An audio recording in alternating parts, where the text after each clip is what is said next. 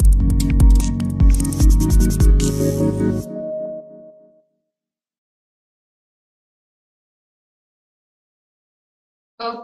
so welcome you all. Very good evening. This is our last webinar for this year. We have come to the end of 2022. We are just a day less from 2023. And this is Akshara Menon from PMS Bazaar. Along with me, I have Mr. Nandik Mallik from ICICI. So just to have a small sum up of what PMS Bazaar has done in 2022. This year has been a very special year for us, and we have counted our half a decade, and we're running successfully. And this year we have had around 35 webinars, out of which average count was around 500, and the turn up live was around 65% each. We have enlightened around 250 to 300 people on average, and we are closing this year with 45,000 plus subscribers. And that's it from PMS Bazaar. Moving on to the speaker for today. Mr. Nandik Mallik is a head equity alternative investments and acts as a fund manager to ICICI Prudential Long Short Fund and ICICI Prudential Enhanced Dynamic Equity Fund. His current role includes fund management, strategy, sector, and market research. Previously, Mr. Mallik worked as fund manager at Edelweiss Asset Management Limited. Additionally, he was responsible for portfolio construction and hedging of equity. To talk about his education qualification, he's a combo of IIT and IIM. He has done his MS in finance from London Business School. So over to you, sir, for the day. Yeah, thank you, team, for having us on the call. Thank you, participants, for giving us time. I want to congratulate PMS Bazaar first for the reach that they have had in the last 5-10 years. In fact, one of my school friends, who happens to be an upcoming oncologist from Bhubaneswar, he messaged me saying that, we have got this invitation from PMS Bazaar. So speaks about the reach and the clientele that you have. I will speak about what we do and why we think this could be a good segment going forward for the next 20-25 minutes. And then possibly we throw the floor open for questions. So what I do is at ICICI Prudential, I head the equity alternates desk here. So what we do is we do a lot of derivatives. Now, people ask us how different is it from mutual fund, or how different is it from conventional long only funds. So some of you who are more active in markets would have noticed that derivatives volume in Indian equities has gone up a lot in the last 5-6 years. So, for example, yesterday was a monthly expiry. The volumes that we had in the derivatives segment was around 4 crore notional. That's around $5,000 billion. So this gives you an idea of the amount of scale, the amount of volume which exists in this particular segment. And we as a house thought that this segment cannot be left void. So we are a leading insti house in the nation. People know about our long only funds. We have made a name for ourselves in that segment. But given that this particular segment has risen in the last 4-5 years, we thought there should be ample participation in this particular field as well. So what we have done in the last 5 or 6 years is we started with one fund. We started the long short fund around 4.5 years back with around 20 crores of AUM. Now, as we speak, the AUM is somewhere around 4,200, 4,500 crores. So the growth has happened in the last 4-5 years, and it has been in sync with how the volume in the derivative segment has grown. Now, we'll spend, let's say, 2 or 3 minutes talking about what derivatives are and how is it different from, let's say, stocks and long only positions. So let's say if you buy Reliance, and let's say Reliance is at 100 rupees, or let's say any stock is at 100 rupees. Now, if the stock moves to 110, you make a profit. If the stock moves to 90, you make a loss. Derivatives is something different. In derivatives, you can actually take a view that the stock will go from 100 to 110 and not beyond. You can also take a view that the stock can fall from 100 to 95 and not beyond. So stocks would be a binary game in which you, let's say, take a position in a stock and wait for it to go up. In derivatives, you can take positions not just on the direction, but also on the quantum of the move. So there are instruments called calls and puts. So in calls, if you buy a call, you take a view that the underlying will move up and by the quantum of the move by which it will be moving. Similarly, if you buy a put, then you take a view that the underlying will move down and also the quantum by which that move could happen. So Nifty, of course, everyone would be familiar. Bank Nifty also, most of you would be familiar with. So these are the indices. These are the main indices. And most of the volume which happens in the derivative segment is around these two indices, Nifty and Bank Nifty. So for example, if Bank Nifty is at 42,000, you can take a view that in the next 5 days, Bank Nifty will not cross, let's say, 42,500. You can take a view that on the lower side, Bank Nifty will not cross 41,000. And there is some price, there is some premium onto it. So this market is huge, and we thought this market should not go untapped, and that is the reason why we are in this particular segment. We have done fairly well, because of which we have seen the size grow from 20 CR to 4,500 crores. Very steady, very consistent growth in the last 4 5 years, and we think we should grow more going forward only because the segment hasn't gone down. So what do we do in this particular segment? How do we run the fund? It's an open canvas that we have. It's an open canvas that we have. We have the option of running this, let's say, more towards equity or more towards, let's say, stable returns. Now, investors already have had access or already have access to equity markets. So if anyone has or if anyone needs equity participation, then standard long only funds are there. Some of the more savvy investors also like to dabble in stocks directly.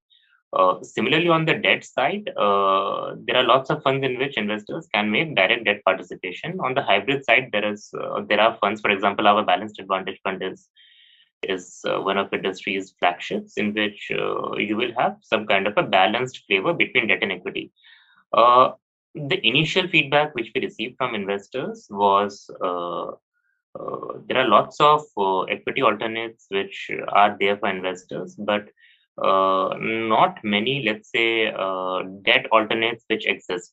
So what we did was around 4 years back, we started the long short fund in which we said we will use equity instruments, but we will deliver much superior returns to debt. So in the last 4.5 years, we have given somewhere around 14% CAGR post expenses, and the risk that we run in the fund is very low. So what is the risk that we run in the fund? So the risk in the fund, so for example, we haven't, yes. So since inception, we have given a CAGR of somewhere around 14% in that quasi debt fund which we are running. We call it the ICICI Prudential Long Short Fund. Uh, and the risk is very low. So for example, Nifty gave 22 negative instances in these last 4.5 years. The scheme was positive in 16 of those 22 months. In the last 2.5, 3 years, more than 2.5 years, just under 3 years, we haven't given a single negative period. So that is the kind of risk management that goes into the fund. Standard deviation is a measure of risk. The lower, the better. So in the last 12 months, for example, we have given somewhere around 9.5% post fee. No negative months. So investors are liking it because debt returns, you know what returns debt have given in this period. Uh, the third graph which you're seeing is the drawdown number, which means in a particular month, or let's say what is the worst loss which any investor could have had. So our scheme, we normally take money once a month and we allow for redemption also once a month. Uh, the reason is taxation.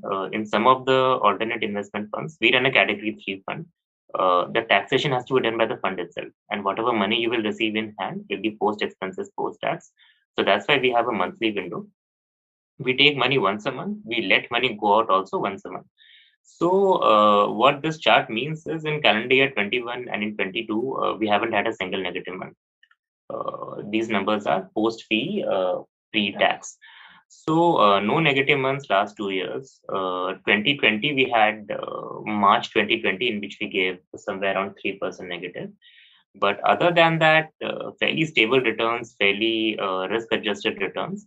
So you can expect much superior returns to debt funds in a particular fund. So that is what the pitch is. If you ask us what we do in this fund, we do a combination of buy options and sell options. So what are options? Options are those instruments about which we talked about previously. That they give you not just a flavor of the direction that market will take. They also give you the option or the chance to take a view that markets will not cross a certain level. So we sell some options, we buy some options, and then we run a very low risk portfolio, and then we try and earn some premium out of it. It may sound Greek to a few participants, but I don't think I'll be able to explain in detail what options are, because that will take time, and time is a bit limited. So I will assume that some of you would be adept or would be aware of what options are. So what we do is let's say market is at 18,000 now. So what we may do is we sell 18,200 call. We may buy 18,300 call. We may sell 17,800 put. We may buy 17,700 put. And like this, on the Bank Nifty side also, let's say Bank Nifty is at 43,000. We may sell 43,500 call. We may sell 42,500 call. We may buy 41 500 put. We may buy 43,000 call. So like this, we do a combination of sell options and buy options and try and keep the portfolio as balanced as we can. What I mean by balanced is we normally don't take too much of directional positions either side. So once you have sold a call, and let's say once you have bought a call, the position will normally offset each other, but it's not a perfect hedge. There will be some residual impact one side of the market or the other, either on the long side or the short side. But we try to keep that direction as low as possible. Now, we do weekly options because that segment is the most liquid segment of market. Uh, like I said, volume in that yesterday was around 3.5 crore notional, so which is around $4,000 billion. Right now, as we speak, we are a 4,500 crore fund. Even if we become, let's say, 10,000 crore fund, size and scale won't be a problem, because one of the common refrains you would have heard is sometimes fund performance starts suffering if the size increases. Some of you might be aware of some other long shorts which exist in the market. So what they do is they build a portfolio of, let's say, long Reliance, long ITC, and short ICICI Bank. So what they do is they take a positive view on some stocks and then take a negative view on some other stocks, and then they construct the portfolio accordingly. Uh, we think there is a risk in what they are doing because they can get hit on both sides. Sometimes what happens is the market or the stocks that you have taken a positive view on may underperform, and the stocks that you have taken a negative view on may outperform. So you can get hit on both sides. What we do is we primarily use the same indices, Nifty and Bank Nifty, to go both long the market and short the market. Therefore, at least one side of the trade will go well for us. So if I have sold a call and if I have bought a call, at least one of the trades will give me money. Both the sides can't lose money for us. So that way the risk management is better. And if you look at our standard deviation number, the standard deviation number for 2022 calendar year is somewhere around 2%. The standard deviation for calendar year 2021 is somewhere around 3%. So the risk in the portfolio is fairly, yes, the risk in the portfolio is fairly controlled, yes. So the central chart will give you what the risk matrix is. Now, people ask us what is a 2% standard deviation number. So is it comparable to debt funds? Yes, it is comparable to debt funds. One misconception which many investors have is debt is risk-free. Debt is not risk-free. Defaults can happen in paper. And sometimes what happens is if default happens on one paper, then panic starts happening on the other papers also.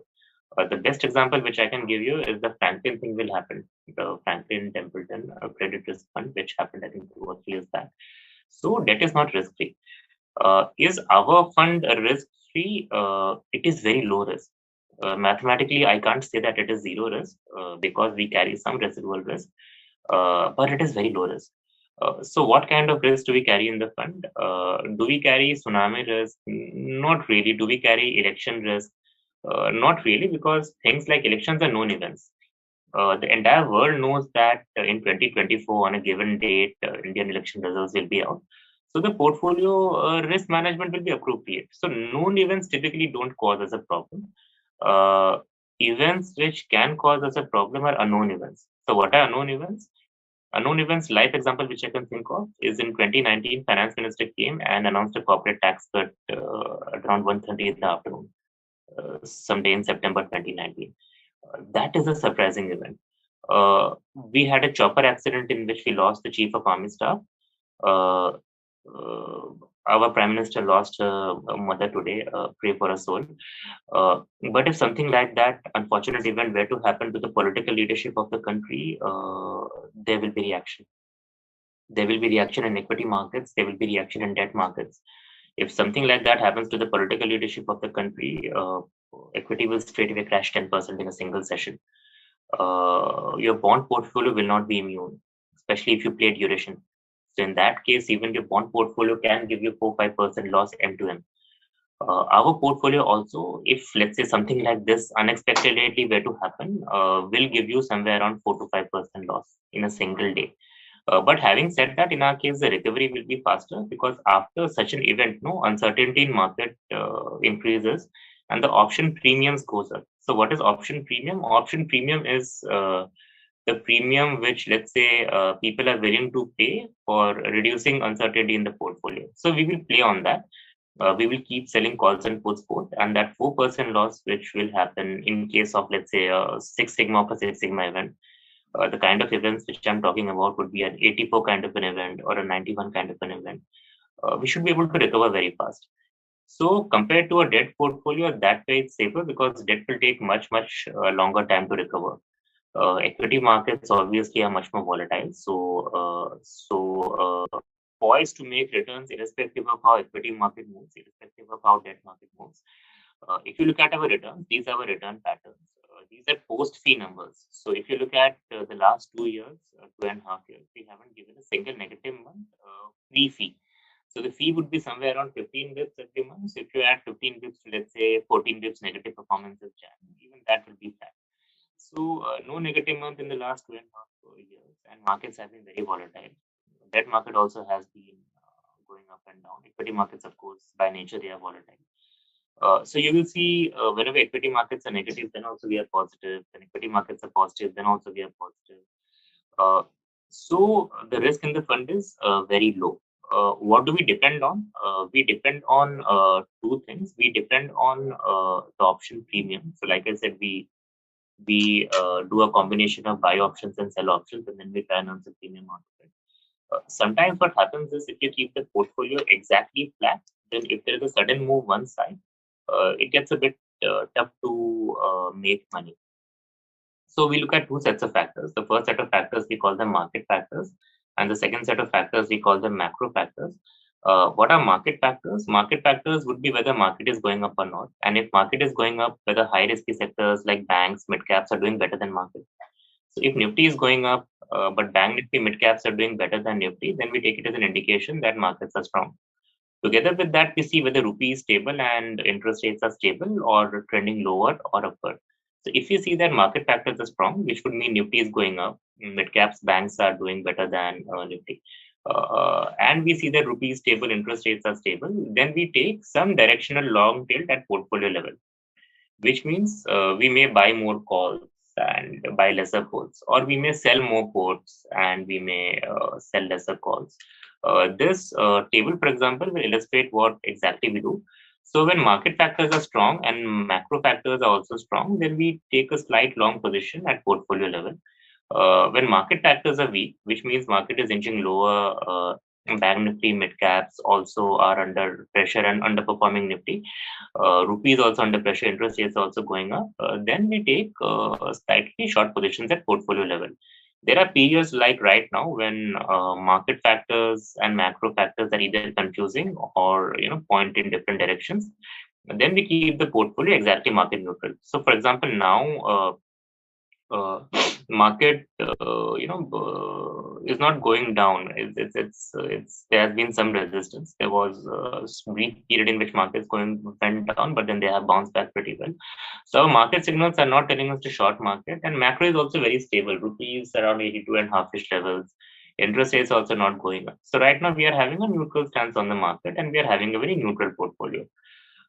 So this is how we operate the portfolio. the good part about what we are doing is we have tried and codified this. So me and my team. So I had the team of around five very sharp, very bright individuals. We have tried to codify this so that based on how markets are moving, we get a signal as to whether this constitutes a strong move in markets. And based on how macro factors are moving, we get a signal whether these define a strong or a stable macro trend. So me and my team, we have codified this. And the good thing about this is because we are more process driven, we don't actually have to depend on a view to generate returns for investors. So one of the reasons why we have done well is, let's say equity market keeps going up. If equity market keeps going up, our market signals will be strong. And typically equity market goes up, very low chance that rupee is under pressure. Rupee going from 82.5 to 84. And in the same time, equity market keeps going up. It happens. There are periods when it happens, but the chance of it happening is very low. So when we see that happening, we align the portfolio accordingly. Liquidity is so high that we are able to turn and churn our portfolio very well.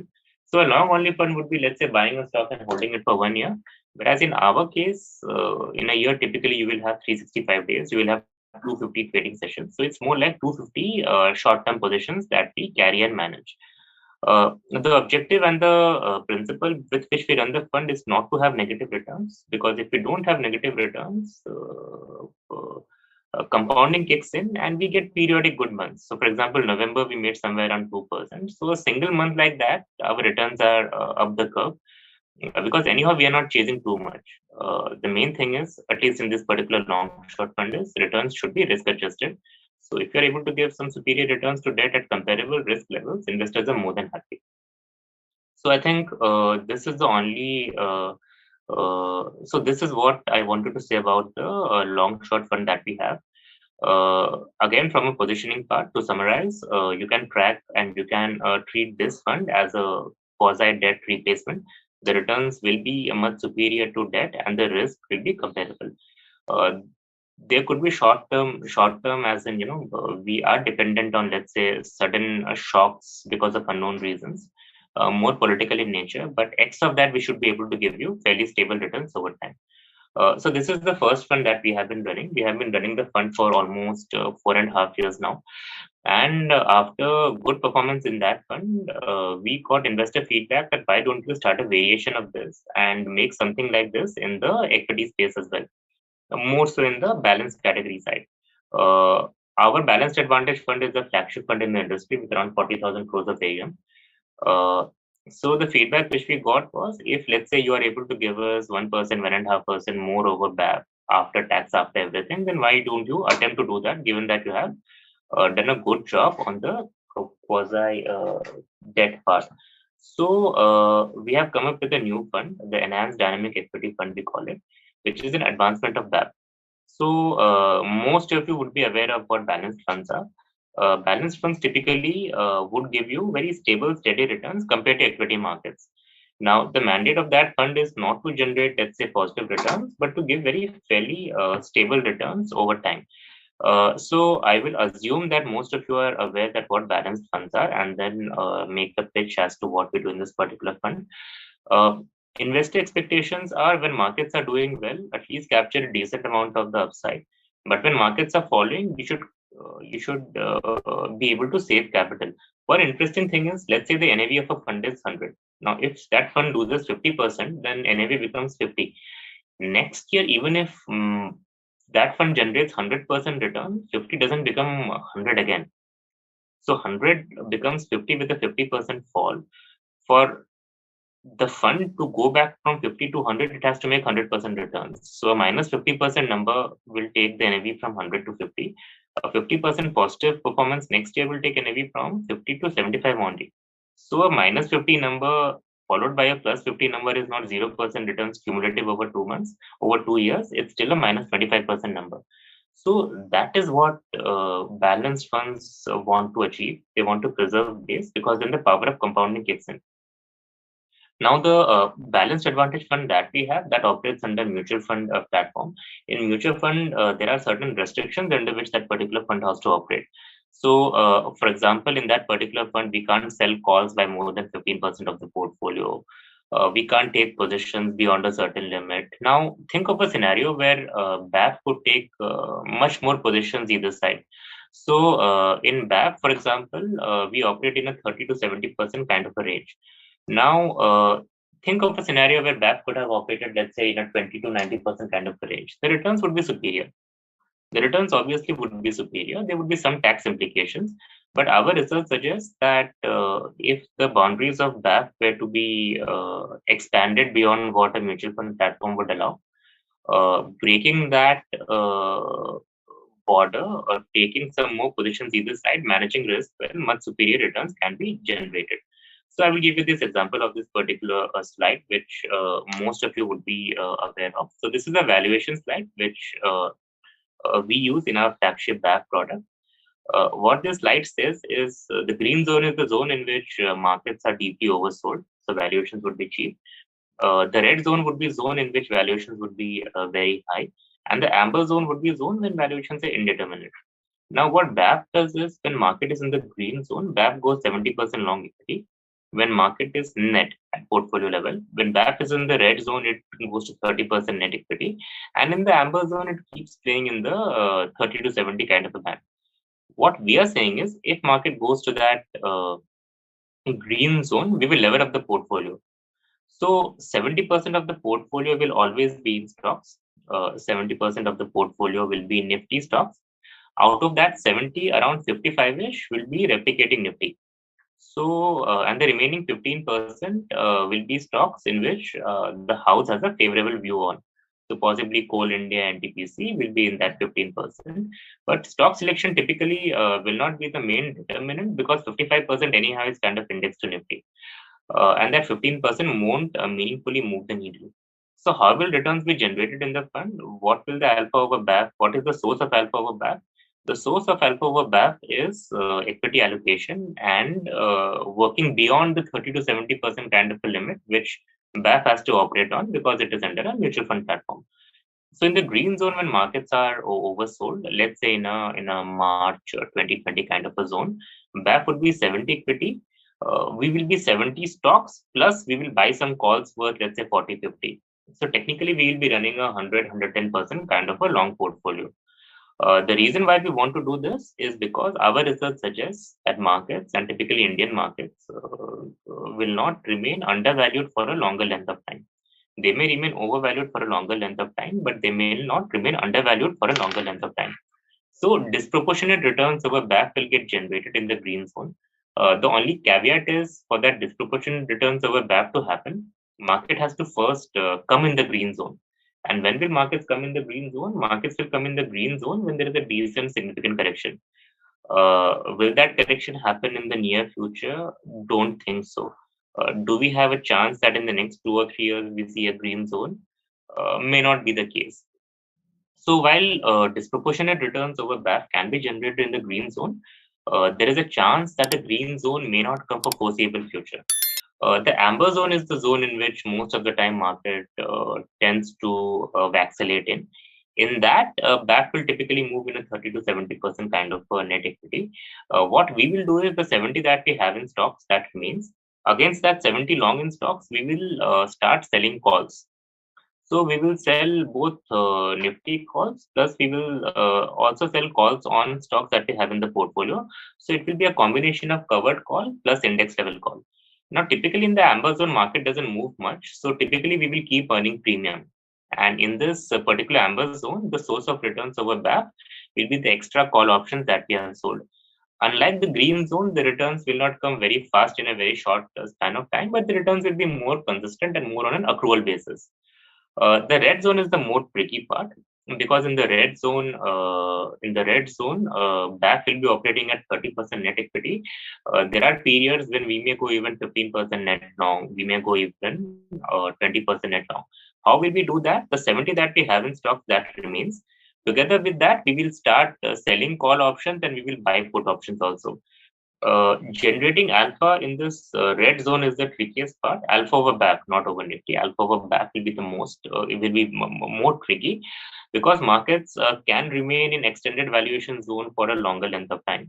So we have example of 2007, We have example now in which valuations are between the red and the yellow zone. So valuations can remain expensive for a longer length of time, because of which if BAF is at 30 and we are 20, then we can slowly start underperforming BAF. And that is where the skill of the team and the skill of the fund manager will come in. We obviously are seeing market liquidity is so high. If markets anyhow are rallying in spite of, let's say, expensive valuations, we'll start cutting our positions, the shorts, and exit. So the modus operandi in the red zone will be, if markets are expensive and they are continuing to go up, then we will try not to be too far behind that in terms of performance. But there will be a period in which there will be a sharp correction, decent correction in a short length of time. And in that period, we will more than compensate for any underperformance which happens in the previous periods.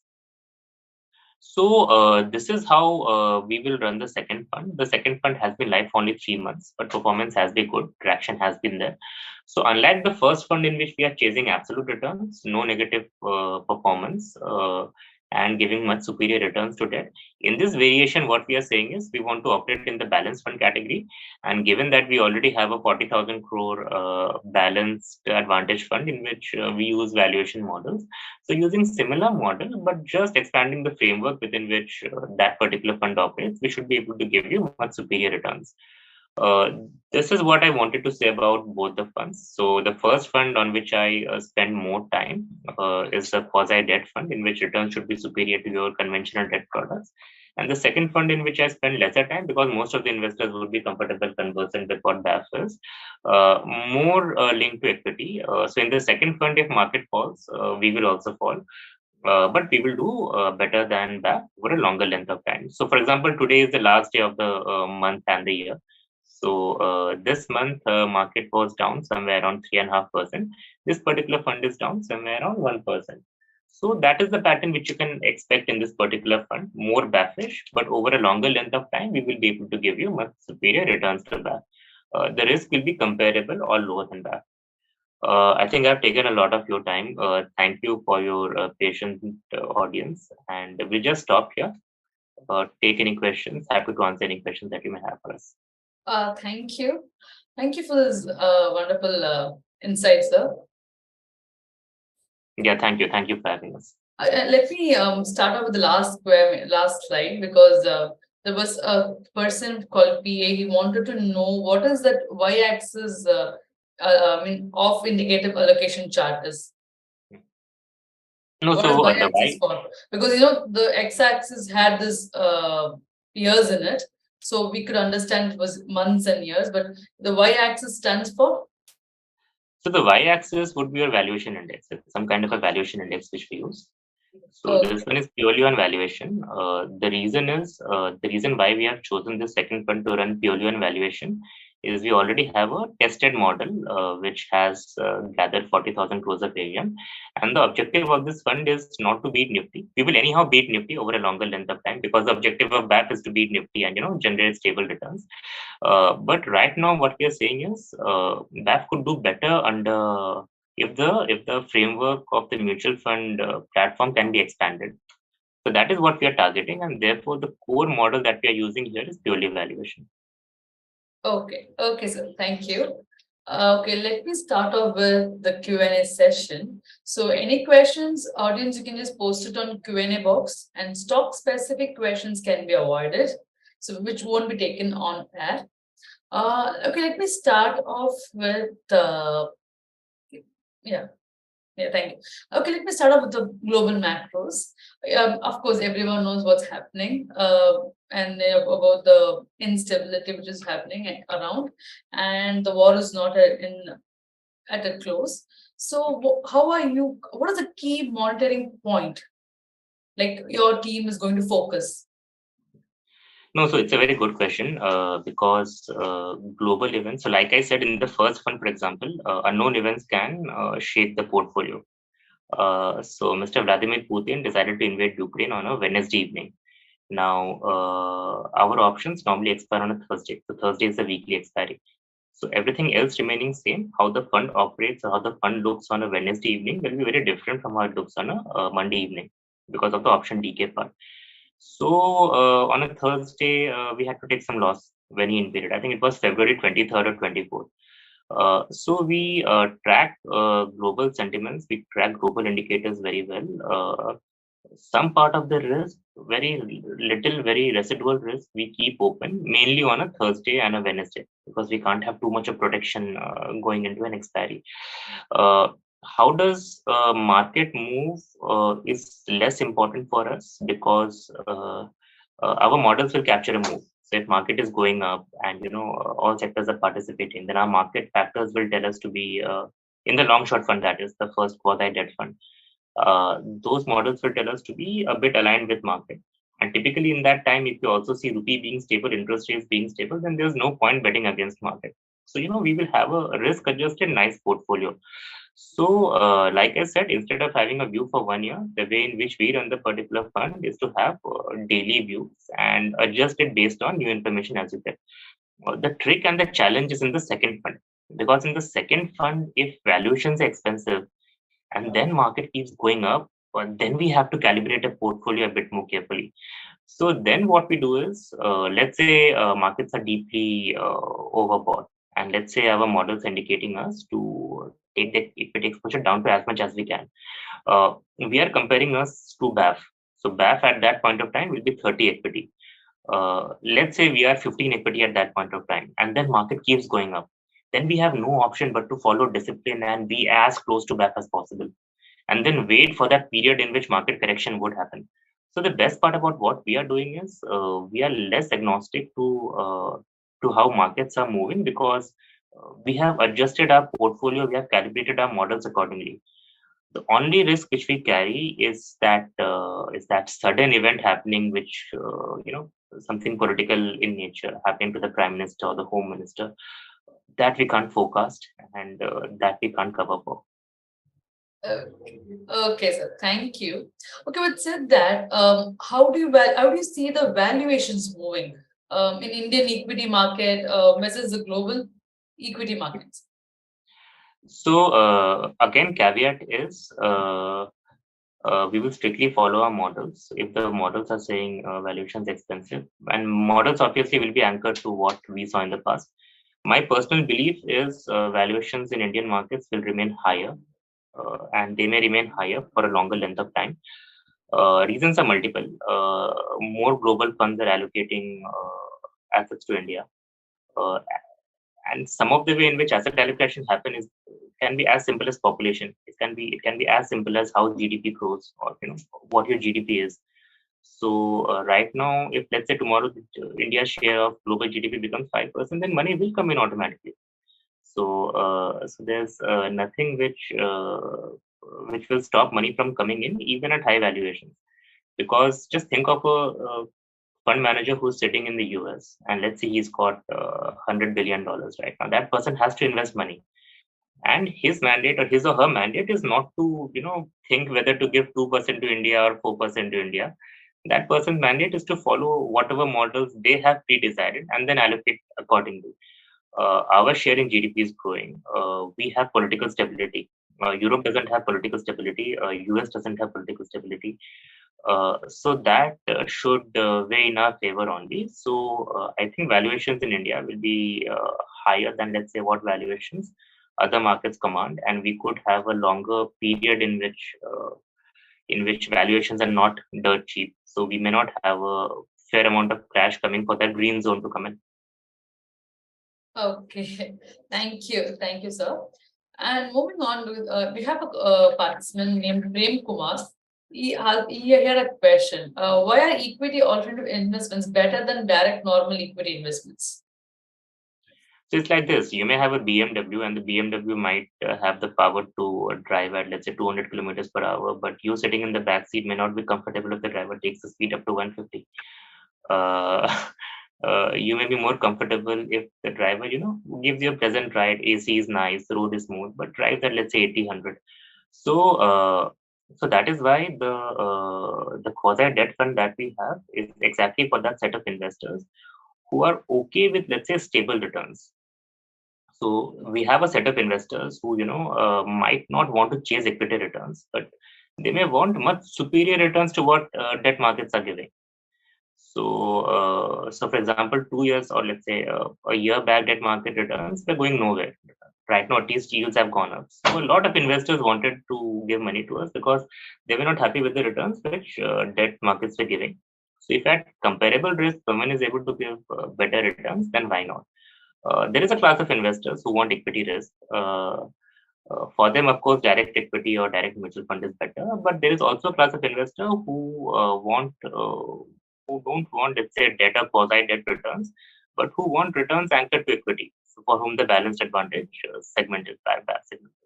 So we are competing in those two segments now. The two funds that we have, one is for investors who want much more superior returns to a debt, and the other is for investors who want superior returns to, let's say, the balanced advantage fund that we have. Okay, thank you, sir. In the market valuation indicator used for enhanced dynamic strategy, like what is it the current levels indicating? Can we just know about it? So the current level, so if you remember the chart that we showed you, there are three zones: green zone, yellow zone, and red zone. So it is somewhere between yellow and red, tending towards red, still in the red zone. It's a very simplistic model. So we in the back model we use PE, PB. It's a very simplistic model that we use there. Okay. So one more question from Prem Kumar. In which market phase is equity alternative investment better off than direct equity? So he wants to know the market phase of it. See, we have run the fund, the long short fund, for around 4.5 years now. We have run the fund as a debt replacement fund, but surprisingly, the returns have been better than equity. So we have given lower risk and we have generated higher returns. But optically, investors like it if markets are falling and you are positive. So last month, for example, equity markets were up 4%. We were up 2% in the long short fund, the quasi debt fund. So let me use quasi debt and quasi equity. So in the quasi debt fund, we were up 2%. But investors optically it may not be exciting because markets were up 4%. Even though we say don't look this with respect to markets. This month equity markets are down 3.5%. We are up somewhere around 30 bits in that fund. So some people may like it.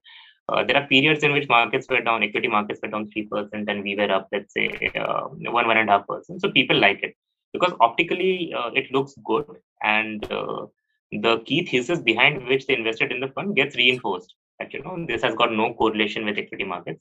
So ideal scenario is if markets are about to crash, if you are very confident that markets are about to crash, or if you are very confident that interest rates have let's say will not go very high from here, then the quasi debt fund is a good replacement for you. Quasi equity, I think, is an all weather product because even when markets are, let's say, very high, you would want to be in the quasi equity product. And even when markets are very cheap, because we take leverage, we'll be able to participate much better on the way up. So quasi equity for an equity participant, I think, is a all weather product. Equity investor, if let's say they want to park some more money into debt, they can give money to us if they think equity markets are heated. For debt investors, anyhow, the quasi debt fund that we have is always better to what short-term funds will give you. Okay, so Prem, I think your question so is. One more point I want to add. I forgot. I should have mentioned that in the presentation. A lot of money is coming to us, ma'am, from arbitrage segment also. Now, the risk in arbitrage is zero. Zero as in mathematically zero because you have stocks and you have sold futures. The risk in our fund is non-zero, like I explained. It's low risk, but it's non-zero risk. But even then, a lot of money is coming to us from arbitrage funds because arbitrage returns are very low. So just one more point. Okay, thank you, sir. So we have a question from Gopal as well. I think one more person the same question, so I'm just combining the question. How was your scheme different from the PMS investment? Probably he wants to know your unique selling point. Here he's comparing the scheme with PMS. So PMS typically would be long only. PMS typically would be long only. So they would have full equity exposure to markets. And the quasi equity fund that we have that has exposure to market, but we're able to manage the equity exposure very well over there. So today we might be, let's say, 30% net long. In the next 5 days, we might take it down to 15%. And the liquidity which exists in the option segment, Nifty and Bank Nifty, allows us to do that not in 15 days, in 15 minutes, if need be, even for 5,000 crore size of fund. PMS typically, they want to generate alpha over Nifty by stock selection. My personal view as a fund manager is we are past the 90s and 2000s when the size was small and we could select a small stock and that could grow. You have to take sizable position in a small stock. That's what I think. That's what my personal thesis is for the PMS portfolio to do well. And if you take sizable position in a single stock, in a small name, then there is associated also there. It's not a zero risk feature which you are doing. So that is the main difference. If you, I don't think you should compare the quasi debt fund to this, but if you compare the quasi equity fund to this, we are much more scalable. Our risk management will be much better. But if you want to play a lottery, then possibly the PMS funds may be better because they may have stocks which may do very well in a short length of time. So we will not be able to match or capture that, but we will be able to match the balanced fund segment. And possibly when markets have bottomed out a lot, we'll be able to take leverage and generate better returns than market. Okay, thank you. Abhin, I'm not able to get your question. You have just said hi, Akshara. If it was that, hi. But please type your question as well along with it. And one more question from a person saying that the high net worth customers are considerably increasing in India. So, according to SEBI data as well, from 2020 and 2022, we have almost seen like almost around 50% of increase in high net worth customers segment. So, how do you think they're able to take the risk taking ability? How do you categorize them? So that is the reason why you're having us, because you also realize that with your reach and with your access to high net worth individuals, they may be interested in what me and my team have to say. So I think that answers your question from your end. Surprisingly high net worth individuals, a lot of them don't want absolute risk. They are not Formula One drivers in the example which I gave you. They want fairly stable returns because many of them would be entrepreneurs. In their own job, they are anyhow taking risks, right? So if let's say someone is a startup founder, if equity market does well, then anyhow he has an equity participation. No? So it's a very funny paradox, but that is what we have realized, that many of these HNIs by default are in risk-taking jobs. On the other end of the spectrum, you have people like doctors, oncologists who are doing very well, and not all of them may be risk-taking. Some of them may be because they may think that my salary is kind of fixed. I'll make this much going forward, so why not take some extra fund in equity markets? But if you were to ask me, a lot of investors are very savvy. A lot of doctors know about markets. A lot of sports person know about markets. If not in detail, at least the broad basics they know. So to be fair, I think most of them are looking at risk-adjusted returns. That is what my conclusion is. You will always have the entire spectrum, but most look at risk-adjusted returns. Okay, so of course, high returns and high risk. That's goes in direct proportion. So next question is 2020-22 for equity market, it was quite volatile. It might continue for 2023 as well. So how do you think the long short strategy is going to perform? It will perform very well. It will perform very well. The reason is we are agnostic to how equity market moves. We have zero correlation to equity markets. We use equity instruments, but we endeavor to give much superior debt returns. So the way we position the portfolio, is not too much of risk either side, and that little risk taking alone is more than enough to generate good alpha over fixed income products. There's only one thing that we have to guard against, and unfortunately, we can't guard against that. Is something political happening to the country. Elections are not a problem. Like I said, elections are not a problem because anyhow they happen once in 5 years. I don't think the government is going to fall in the next year. So 2024 is on now. 2024, so 23, I don't think any uncertain thing. See, uncertainty, something can happen to any person. We can't plan for that. We can't make up for that. We can just anticipate the risk and we can just plan as to what to do if something like that were to happen. So, to be honest, we are less or least bothered about equity market moves because last year also equity markets were up, down, all over the place.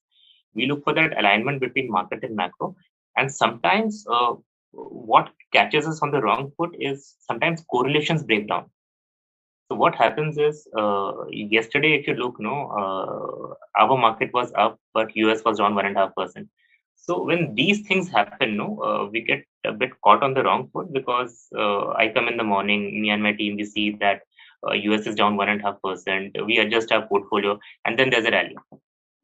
So what happens is some money gets lost in the risk management process. We don't lose money, but it becomes tough for us to make money. So, but those periods are not, they don't happen 12 months a year, maybe 2 months a year they happen. We are able to live with that.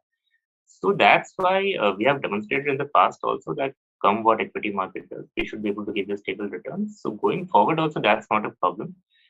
Because anyhow, we don't take a view for 250 days and then sit tight. Like, what Motilal says, buy right, sit tight. We don't do that.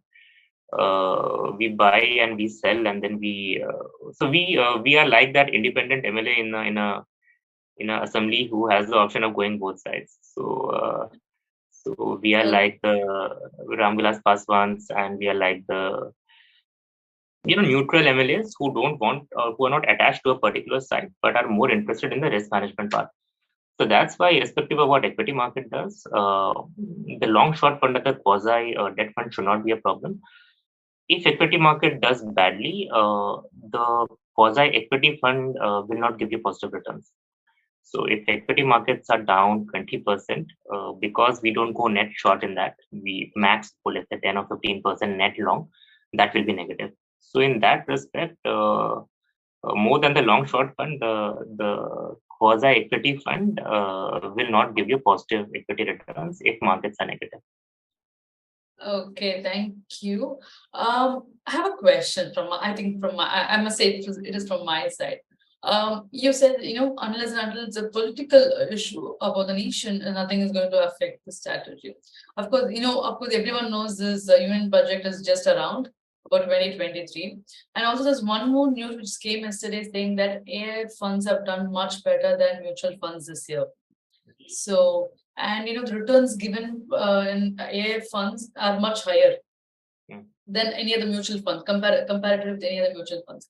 So, do you think about the taxation part? Because union budget, they bring out on taxation. So, do you think, is there any taxation changes which is going to come inside AIF? So this is what we are thinking, how to answer this question. We already, in the long short fund, we are paying 42% tax. So any taxation change won't hurt us. It will only help us. So, and in the quasi equity fund, anyhow, it's hybrid taxation. So the impact over there it won't matter. But if any taxation happens, it will actually benefit us in the quasi debt long short fund. Okay, I think Arun Kumar, I think even your question got answered along with mine. So let's move on to the next question. In equity investing, liquidity is a key monitorable from risk management perspective. Is liquidity in F&O segment a concern while investing, sir? Yes. It is the most important point which we look at. So, we started the fund around 4.5 years back. The volume in the F&O segment has grown 100x. 100x may be an understatement. The volumes in the F&O segment, in front of my own eyes, I have seen them grow 100x in the last 5 years. So we are very cognizant of the volume which happens in the F&O segment, because we are fairly active in the F&O segment. That is the most important determinant which will, we have to monitor and closely look at. What happens tomorrow, let's say if the volume becomes zero? So let me answer the question in a different way, because we do a lot of F&O action. What happens if, let's say, the volume suddenly falls to zero? Even then, we should not be too bad, because we do a lot of weekly options. Weekly options by default expires on a Thursday. So even if, let's say, the volumes dry up on a Monday, we just have to fight the battle for the next 3 days. Whereas in a fund like a credit risk fund, complete liquidity can be absent for 3 months. So that way we are better off. But I don't think the volumes will come down. The reason is government gets a lot of taxation from this, SPT taxes, exchange rates. So there are a lot of taxation which comes to government. There is absolutely no incentive for government to do something by which volumes in this particular segment will go down. We have seen instances when market suddenly crashes. Typically, in the first fall, the volume goes up because you have participants on both sides trying to make money, the volume goes up. Typically, if there's a big fall, no, like March 2020, suddenly the volume comes down. But at 5,000 crores, we are 0.01% of market. We are not even 1 bip of market. Even if the volume dries up by half, we will still be 4 or 5 bips of market. That is ample liquidity to cover for our trading. But it is the most important metric which me and my team track on a daily basis, on a minute-by-minute basis. Okay, thank you for that. Okay, with that, we are almost coming to the end of our webinar. So I have one more question, for the one last question. What is your message for investors for 2023? And how do you say, what about your investment approach? No, so there's no message for me per se, because I think all the participants here would be very smart investors. So your investors are all smart. They know what the risk profile is. So investors have to think for themselves. So if, let's say, someone is salaried, they want more risk from other sources, then possibly equity markets is the way to be. But like I said, there may be someone who already has a fair amount of risk in his professional life. So for them, something like a quasi debt fund, what we're offering, the long short fund, makes perfect sense. We are also getting a lot of money from treasury offices, the quasi bond fund. And there may be a set of investors who are okay with not too much. So there could be a set of investors, if equity market goes up by 30%, they are okay with 20% returns. But if equity market is down by 20%, they don't want a 10% shock. They want a 5% shock then. So then possibly the quasi equity fund which we have would appeal to them. I think most of your investors are very savvy. I will be insulting their intelligence by suggesting something to them. They very well know what their risk profile is, and they are very adept at. I think they will be able to make a fair decision as to where to invest their money. Okay, thank you. I can see a lot of questions bombarding my Q&A, but unfortunately, I can't take everything on air. So I request people to send across these questions to the events@pmsbazaar.com, and I'll make sure that I get them answered from Mr. Mallik. Mr. Mallik, please take your time to answer them. And Sure. I have one more thing for you. There was a participant, Shivram, who have appreciated you for your humor, and he has just said, nice to hear things. When humor is along with the presentation or webinar, it makes more interesting. No, so I'll tell you why it's very important to be funny in our job that we do. It's a very high stress job, and the only thing which can keep you alive is humor. It's very important to de-stress, and that is the reason why me and my team in general, we talk like this. Because seriousness anyhow is there. We are managing public money, so a fair amount of seriousness always is there. But yeah, I think that message can be given to 2023 as well. So, happiness from inside makes you funny as well. So thank you, Mr. Mallik, for using us as a platform to have this to enlighten us with this wonderful webinar. So I want to thank every other participant who was part of this, and wishing you all a successful year ahead and happy new year as well. Thank you so much, ma'am, for having us. Thank you, everyone. Bye.